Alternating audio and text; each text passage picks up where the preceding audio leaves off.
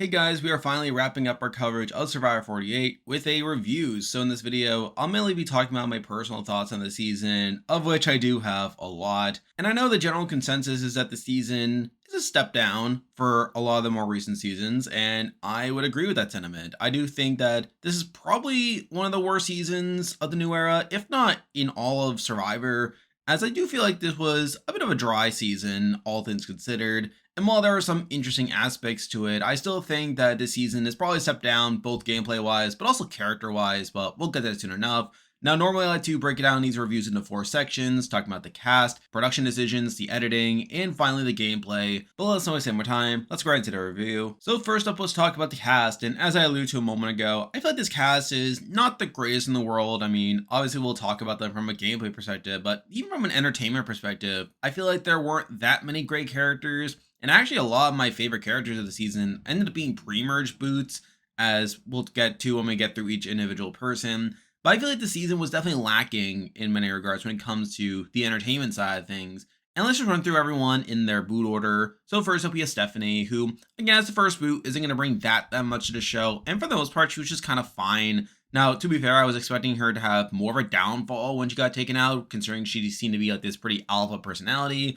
But as it is, like, I feel like she's just kind of whatever for the show. Next up, we have Kevin, who was definitely one of the bigger personalities, which I think really says a lot there, and was definitely a big presence across these first 2 episodes. Now, it is kind of strange that he got as big of an edit as he was, considering the way he gets taken out, but still, he was fine enough for those first 2 episodes. I feel like he definitely brought some energy to the season. Next up, we have Justin, who was a dud, if I'm being honest. I feel like Justin didn't really stand out at all. He didn't really get much of an edit on the show, and while there are reasons for that, considering the way he gets taken out, I feel like Justin himself is a really boring character and didn't really bring that much to the show, but again, was just kind of there. Next up, we have Thomas, who I do think was one of the bigger characters of the season. I really enjoyed seeing him being like this really overt villain across the season. And I actually think him going out early is probably a drag to the season, as I feel like he really could have brought a lot more to the season from an entertainment perspective.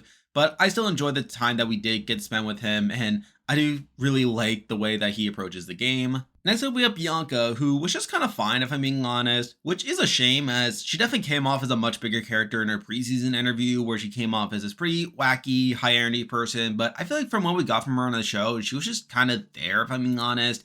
And while she does have a pretty noteworthy downfall, I feel like outside of that, her run here isn't particularly notable. Next up, we have Charity, who I definitely think brought something to the season. Now, at the end of the day, she still wasn't that big of a character, and I feel like a lot of her focus is more so other people talking about Charity, particularly with Eva calling her fake, and people never really wanting to work with her, though I do think she still had some fun moments here and there, particularly with her overconfidence in the game, and the show just kind of dunking on her. And again, I feel like she was just kind of fine on the season by the end of it. Next up, we have Say, who is obviously one of the bigger characters of the season as well, though admittedly her reception was kind of mixed, if I'm being honest, where I do think she definitely brought some conflict to the season, which I do have to respect on some level, but at the same time, I also found her kind of annoying at points, and I found her a bit too antagonistic.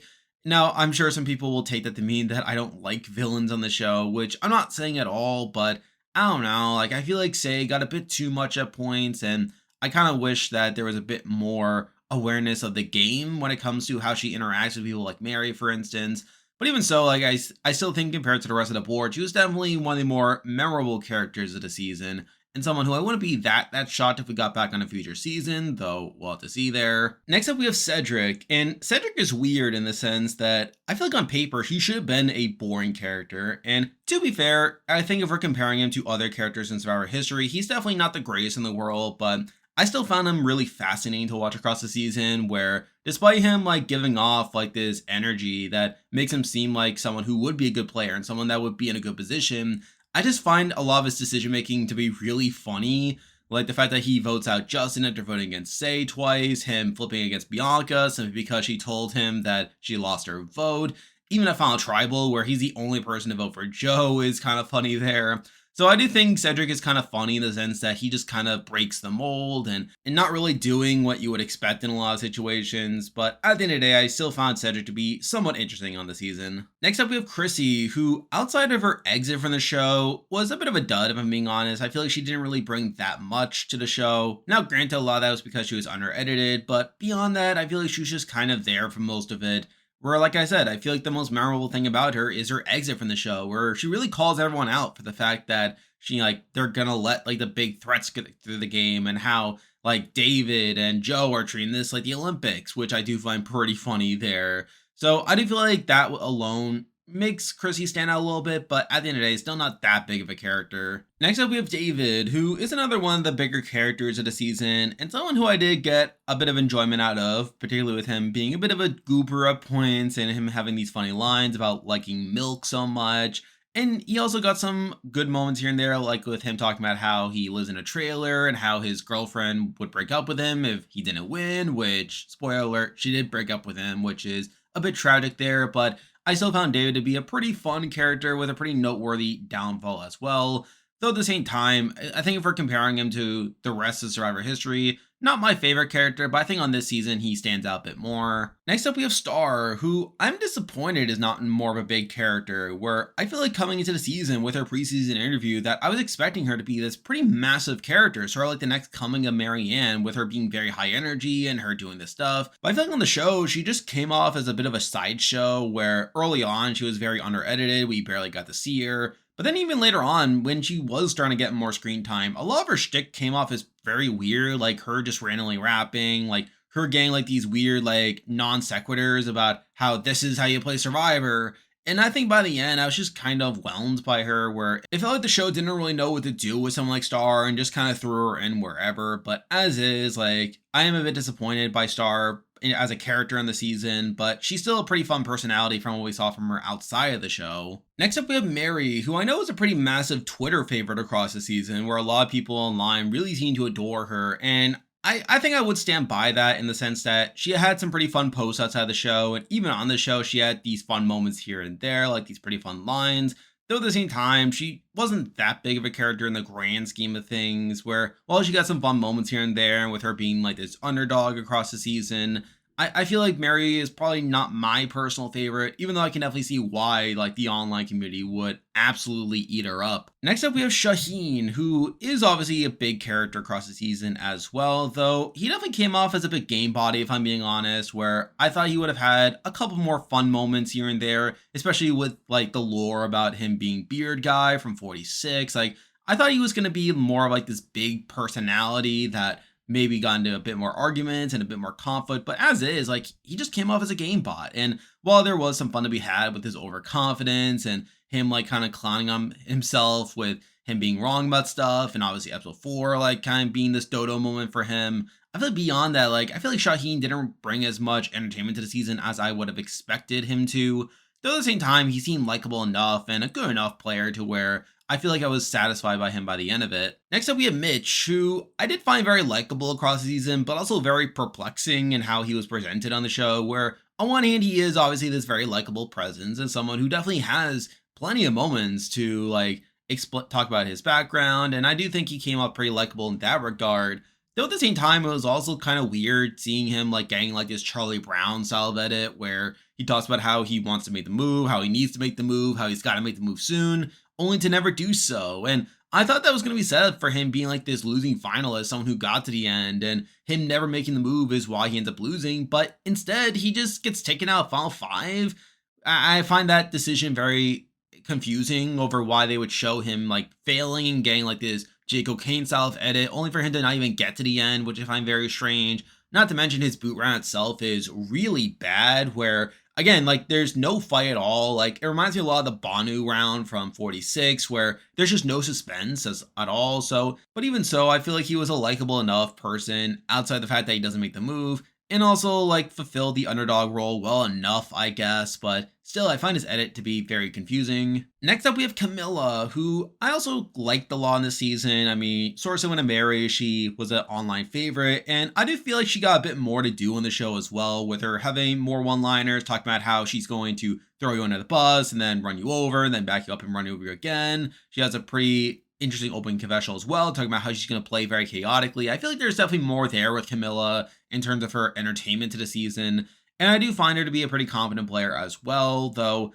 again, I feel like if we're comparing her to other players in Survivor history, she's not as big of a character, but I feel like on this season in particular, she stands out a bit more. Next up, we have Joe. And as I've alluded to in a lot of my power rankings, I think it was very obvious that production liked Joe a lot across the season, how he fulfilled like this archetype that Jeff likes to see of being like this family man and this pretty stereotypical hero figure across the season. And I think that really plays out in how the show just went out of its way to prop up Joe over and over and over again. Like just really just trying to make you feel like this is a great guy. And I do think Joe's a likable person. I think Joe is definitely is a great family man. Though at the same time, I feel like the fact that we got so much of him just being this great guy also led into like this backlash about how like people didn't want to win because of how obvious it would be. And obviously we'll talk about that more when we get to the editing of the season. But I think even beyond that, there were definitely points where I got annoyed by him, like where he would just preach on honor and integrity and act like he was better than everyone else. I definitely didn't like that. You also have him constantly talking about him being a dad and treating the other players in the game like they're his children. I also found that a bit patronizing. So again, I feel like there's definitely things I found annoying about Joe, but he still seems like a pretty upstanding guy, someone who production clearly loved, and someone who I wouldn't be shocked if we end up seeing on a future season, but we'll get to that soon enough. Next up, we have Eva, and Eva is someone who I have a lot of thoughts on in general. Now, if we are strictly talking about her as a TV character, I found her very boring. I feel like she was a very bland personality. She didn't really bring many entertaining moments to the season. And I feel like her constant talk about being a team player and how she's loyal to a fault and how she's never going to lie, like, I find all of that very frustrating. And I would normally associate that with someone that doesn't really elevate the season on any level. And if anything, just contributes to the season being a slog. And I feel like if we are excluding the fact that she is autistic and the fact that she is the first openly autistic player to play Survivor, I would find her to be a pretty forgettable presence on the season, though obviously that is the main draw that I had to her coming into the season, where considering that I am autistic myself, I was very curious to see how this run would go for her. And I do think if we are looking at it as a whole, I feel like it went about as well as I could have reasonably expected, where she ends up getting all the way to Final Tribal. She gets second place, in fact, and she's also someone who got a pretty sizable edit on the show. And with that edit, also got to talk quite a bit about her being on the spectrum and what that means for her life. And I feel like that alone is something that I would find to be a pretty positive aspect to all this and would be a positive step in the right direction. Though at the same time, I've also talked quite a bit about how I'm conflicted about this representation in general, not only in how Eva talks about her autism, but also like what she went through on the season and how the show seems to present the autism as well, where I don't think this moves the needle in terms of how autism is perceived. And I think a lot of that comes down to her relationship with Joe, where I feel like Joe, like in his role within like Eva's journey through the season, reminds me a lot of like these autism parents, like these people that take up the lion's share when it comes to how autism is discussed, where I very much got the sense that while the show did highlight Eva's struggles through the season, like we literally see her having two meltdowns over the course of the season, I feel like in both cases, they were used as opportunities to prop up Joe and make him seem like the upstanding guy, the guy that was able to swoop in and help Eva in her time of need. I mean, obviously, it was a major focus in episode 5, where I feel like the reaction to that was very much focused on Joe, talking about how Joe's a great guy, how Joe deserves to win.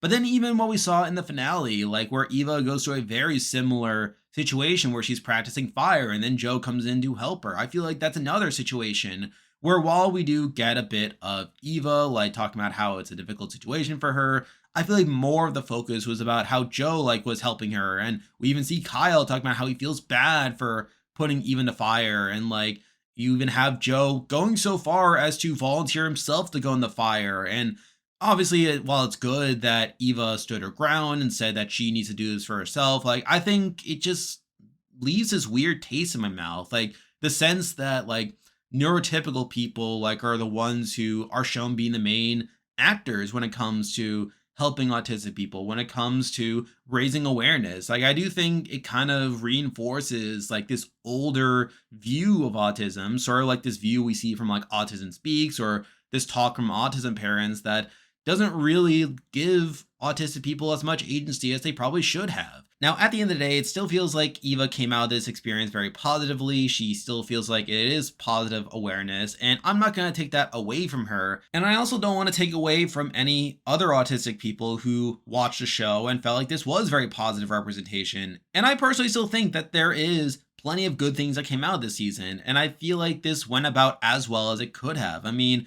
even with the end of the season, I was worried that Joe was going to beat Eva and that Eva would be like the 0 vote finalist, but instead, the fact that Eva ends up getting second over Joe, getting more jury votes than him, I think that is a slight improvement over what I expected the season to end. And I do think at the end of the day, I'm so glad that Eva was on the season. I'm so glad that we had this representation on the season. And I very much hope that it lends itself to more representation in the future. Though at the end of the day, I still think there are flaws in how the show presented the issue, and I think more progress needs to be made. Though with that said, I will also acknowledge that I am just one person with one perspective here. And finally, we have the winner of the season in Kyle, who, again, the fact that Kyle ends up winning the season is a bit interesting in my eyes, though I think Kyle himself was definitely a fine character, definitely a very likable presence, someone who we're meant to be looking at very sympathetically, and someone who we definitely got to know of more across the season as well.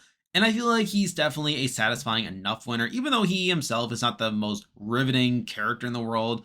I still think the show gave him plenty of good moments here and there to where it makes sense why he ends up being like this end gamer and someone who ultimately wins at the end. So on the whole, I still find this cast to be mostly weak when it comes to an entertainment perspective, though there were still a few fun characters here and there. Next up, we have the production decisions, and I feel like in general this was more in line with the rest of the New Era seasons, though it was kind of a weird combination of things that we have gotten from previous New Era seasons as opposed to strictly following what we got from 47 or even 46, where I think there were some things that I kind of liked, but then there were other things that I was a bit underwhelmed by. Now, first up, I do like the fact that this season had a trite swap. Obviously, that's something that is very much lacking in the New Era, and the fact that we've only had one other season with a proper trite swap, that being 45, is a bit of a shame in my personal opinion, though I'm glad that the season at least attempted to have another tri swap here. Even beyond that, you have the mergatory format that you had from 47, where it was really only one person winning immunity, whereas the rest of the tribe was playing out as normal. So I also like that aspect to it, to where we at least get a normal merge round vote. Though with that said, I think there were other things that they brought over that I'm not as big of a fan of, where I think the major one is how they handled the journeys on the season, where for whatever reason, they decided to bring back the format that we saw from 44, where you have people being forced to do the journey tasks and not even giving them a choice in whether to go back to camp, which I think is really stupid. I feel like it really takes a lot of agency away from the players. It feels like the game is playing them instead of the players playing the game. And again, I feel like it's just not fun seeing someone being put in danger through no fault of their own, where at least if they got the chance to pick the play in the game, then I can at least justify a bit more. But you literally have someone like Justin getting completely screwed over by this format, where first up, he gets picked by the other tribe to go on the journey after losing the immunity challenge. He's then forced to play in the game, not given a choice to go back to camp. Instead, game is not even like a game of skill. It's entirely coming down to a dice roll. And the fact that this eventually leads to him being taken out is really terrible in my eyes, and I think should be a lesson to production that this entire approach to journeys is dumb and they should just give them their choice back and whether to go back to camp or not. So I find that pretty dumb. And one other thing I should mention, even though it's pretty minor, is they did try to bring back the knowledge is power twist, which I think has been pretty proven at this point to be a pretty dumb power. But the fact that they at least tried to bring it back into the game through Eva's journey is pretty dumb in my eyes, though thankfully she didn't end up taking it by the end. But on the whole, I feel like the production decisions on the season were pretty standard for what you get from the New Era, where I feel like there were some good decisions made, some poor decisions made, but it all kind of evens out in the end to be just kind of fine if I'm being honest. Next up, we had the editing of the season, and I think the editing of the season was pretty strange if you ask me, where I feel like some of it was a byproduct of how the season played out, where admittedly the gameplay of the season wasn't the strongest. And I think that definitely led them to having to make some decisions that they probably wouldn't normally make. Though at the same time, I think it's also interesting to compare this to the season that happened right before it, that being 47, as these were both made during the same cycle. And I think something we have seen across the New Era is that I feel like there's definitely like similarities in the seasons that weren't filmed in the same cycle being made. And I think there's definitely ones made here, particularly with how the winner presented, but we'll get to it in a minute.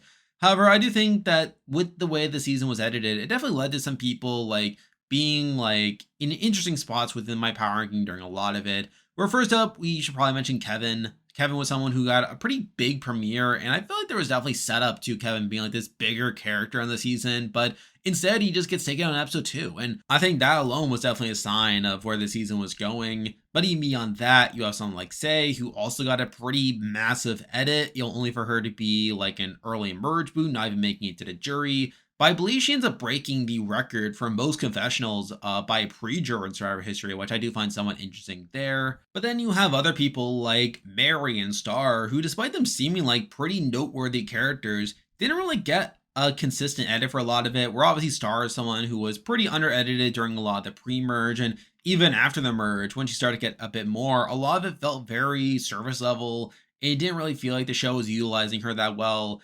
And then you have Mary, someone who kind of had a similar issue where while she was a bigger character in the pre-merge when her tribe was going to tribal a lot and she was an underdog, she ends up dying off in the post-merge, where she ends up having 2-0 confessional episodes in the post-merge, which is a bit unprecedented in Survivor history, where I believe only Heather ended up getting that in the post-merge, at least in the new era. So I do find that somewhat strange. Even Shaheen is someone who, despite him being a big character, also got some very strange content where again, I find the fact that his undermining in episode 4 kind of stands out, especially when he ends up bouncing back afterwards. So I did find that pretty strange. Then you have Mitch, like who very much felt like he was getting like a runner-up at it, with the fact that he got pretty positive content early on, but then starts getting more negativity in the post-merge and him just being more under the radar while complaining about him not making a move. Very much reminded me of like the Jake O'Kane and the Owen Knight self edit. That made me think he was going to get to the end. But not only does he not get to the end, but the spot where he does get taken out is not even one where he tries to make a move. He doesn't even attempt to flip the game against Joe. He's just resigned to his fate going out. So I do find that very strange as well. Then you have Eva, who I feel like got your more standard runner-up edit, where she got very strong content early on, and very much felt like a contender for a lot of the early game, but I feel like her post-merge definitely showed more negativity and definitely set up her losing a final tribal. So the fact that she ends up being a losing finalist makes a lot of sense. Though I can't really say the same for Joe, who ends up being a runner-up here, despite me being very confident that he was going to win for a lot of it. And this is the first time since 43 that I ended up being wrong in my winner assessment, where I was just wrong about Joe. I thought that Joe was being set up to win for a lot of it. Now, it's not to say that Joe didn't have issues in it with his edit, where I feel like we definitely got the setup to Joe not treating people the best. People like David and Mary, for instance. Even Shaheen talked about him like treating him like a child in his way out. I feel like there's definitely negativity to be associated with Joe. Though at the same time, I feel like the show just went out of its way to prop him up over and over and over again. Now, I will also admit as well that some of my read on him like winning was based around the fact that production seemingly loved the season, which why I guess. And I thought that a reason why production will love the season is because Joe wins the season, where he's this like big heroic figure, someone that was a lot of challenges and someone who wins the game at the end. But instead he loses, which makes me a bit more curious over why production likes the season so much when Joe loses at the end.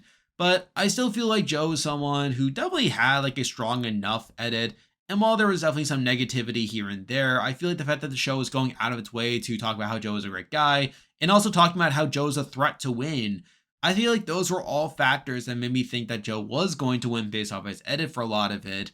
And obviously, I ended up being wrong there. So I do feel like that's at least a noteworthy aspect to the season. But then that leads us to the actual winner of the season, and that being Kyle. And I think Kyle's winning edit here is very strange, if you ask me. Or if you look at his track record and my power rankings throughout the season, he's someone who obviously starts off very middle of the road, and I was very critical about his edit during the pre-merge, where I feel like he had a pretty bad premiere, if I'm being honest. And even beyond that, a lot of his pre-merge felt very circumstantial, where it felt like he was only getting content because he was important.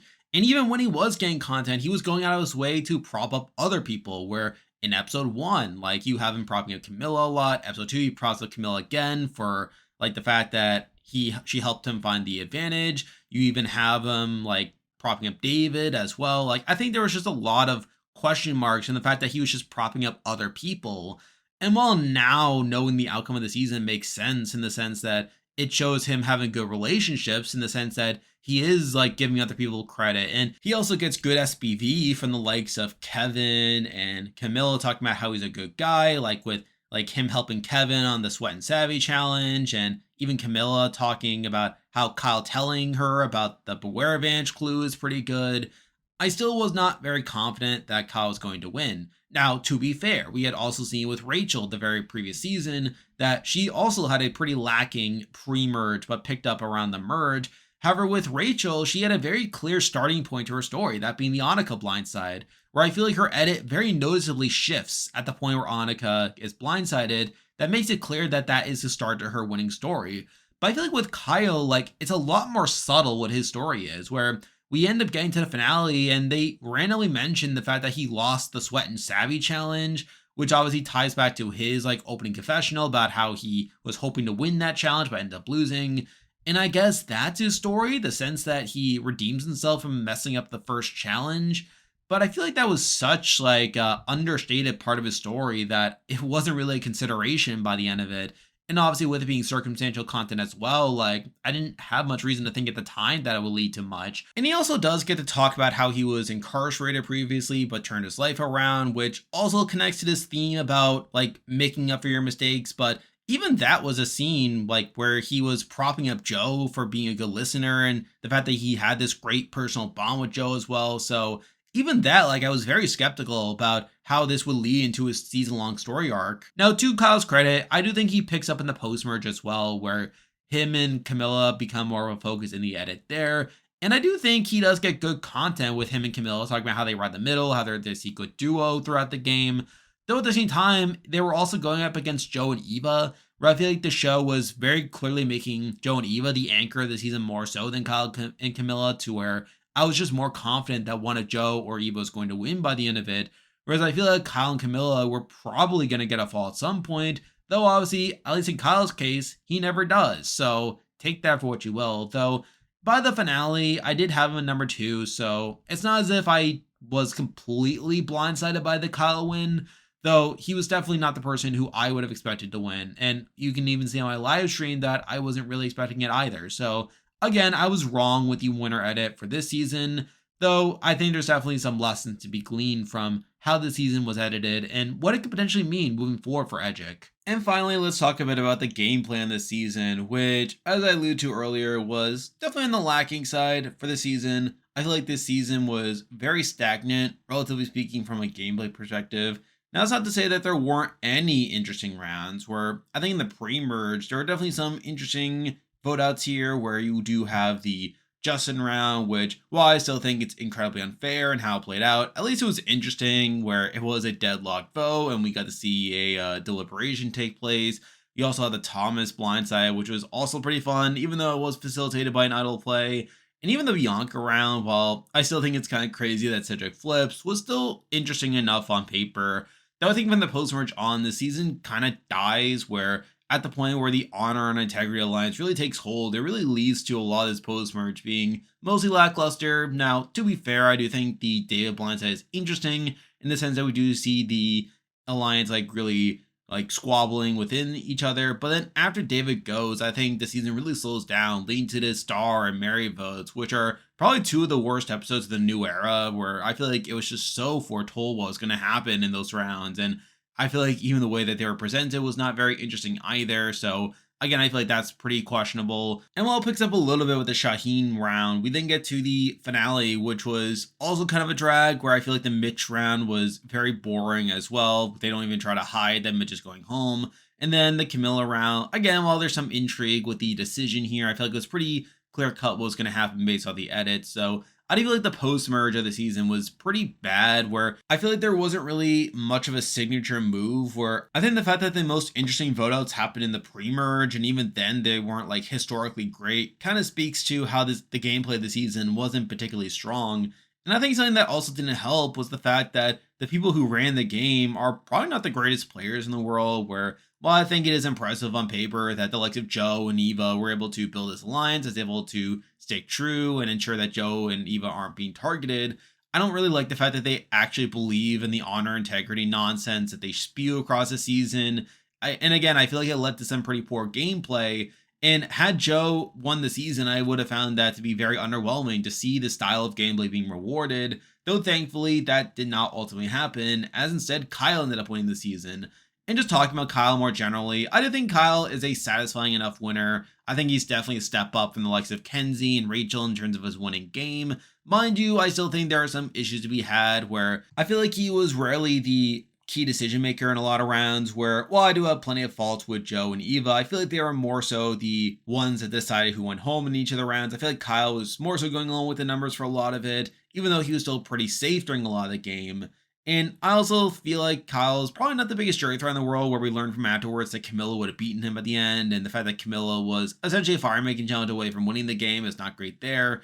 But I still think Kyle, for the most part, is a pretty solid player, someone that was able to really position himself pretty well, to where I would definitely say he's definitely one of the better winners in the new era. Now, I still probably would have D above him, and I think between him and Jam Jam, it's definitely up for debate, though I still think Kyle himself is a pretty satisfying winner from a gameplay perspective. So on the whole, I do consider the season to be a pretty clear step down compared to some of the other seasons. I think it's probably the worst New Era season, and I think compared to Survivor US as a whole, it's probably in the bottom tier of seasons. Now, I am hoping to do a season ranking at some point down the road, though I would expect 48 to be pretty low on that ranking, but there we go. That will do it for this week's video. If you like this content, be sure to like and subscribe while you help with the channel. Now, as we head into the off season, I do have some fun video ideas planned, like updating my top 10 worst players in the new era, as well as updating the top 10 best players of the new era. So be on the lookout for that. I'm on Patreon and have YouTube membership, so if you want to consider supporting the channel, you can do so by clicking the link in the description.